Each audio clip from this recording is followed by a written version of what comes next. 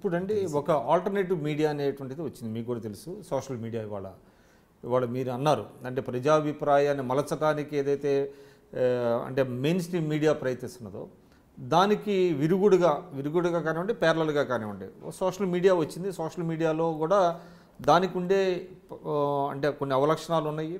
అంటే ఎవరు పడితే వాళ్ళు ఏది పడితే అది రాయటం, పోస్టింగ్లు పెట్టడం అనేటువంటి దాని మీద కొంతమంది ప్రముఖులకు ఇబ్బందులు కలుగుతున్నాయి అనేటువంటిది కూడా వచ్చింది.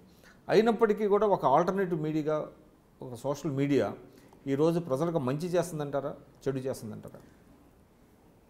సారాంశంలో చెప్పాలంటే చాలా గొప్ప పాత్ర పోషిస్తూ ఉంది. మరి మచ్చలేమీ లేవా అని అంటే మచ్చలు అక్కడ ఉంటాయి, ఇక్కడ ఉంటాయి. అసలు ఇంత ఆర్గనైజ్డ్గా ఉన్నటువంటి ప్రింట్ మీడియాలో, ఎలక్ట్రానిక్ మీడియాలో యాజమాన్యాలే తప్పుడు వార్తల్ని ప్లాన్డ్గా ఫ్లోట్ చేస్తూ ఉంటే ఒక సాధారణ పౌరుడు, ఒక విద్యార్థి, ఒక నిరుద్యోగి ఓ మాట అటు ఇటు పొల్లుపోయి ఒక పోస్టింగ్ పెడతారు కదా, అది సహజమే కదా. అందుకని అలాంటి ధోరణులు కొన్ని ఉండొచ్చు. కానీ అల్టిమేట్గా మీడియాలో ప్రజాభిప్రాయానికి అవకాశం లేకుండా పోతున్న సమయంలో, ఒక టీవీలో కానీ ఒక పత్రికలో కానీ అవకాశం లేకుండా పోతున్న సమయంలో సోషల్ మీడియా ఒక పెద్ద అవకాశం అయింది, ఒక స్పేస్ అయింది ప్రజాభిప్రాయానికి. అందుకే పెద్ద ఎత్తున ట్విట్టర్లు, లేకపోతే ఫేస్బుక్లు, లేకపోతే వెబ్సైట్లలో పెద్ద ఎత్తున బ్లాగ్స్లో వచ్చేస్తున్నాయి కదా.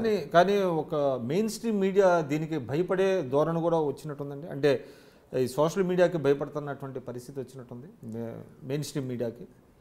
భయపడరా అనేది పక్కకు పెడితే డెఫినెట్గా ఇక మెయిన్ స్ట్రీమ్ మీడియా ఏది చెప్తే అదే వేదం అనేటువంటి ఓవర్ కాన్ఫిడెన్స్ ఉండడానికి అవకాశం లేదు.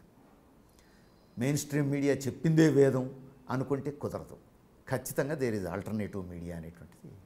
అందుకే మీరు చూడండి, బీజేపీతో సహా ఇప్పుడు ఈ ఆల్టర్నేటివ్ మీడియాగా చెప్తున్నటువంటి సోషల్ మీడియాలో కూడా 100 మందిని ఎంగేజ్ చేసి రోజుకు 1000 రూపాయలు ఇస్తున్నారట ఒక్కొక్కళ్ళకు తప్పుడు పోస్టింగులు చేయడం.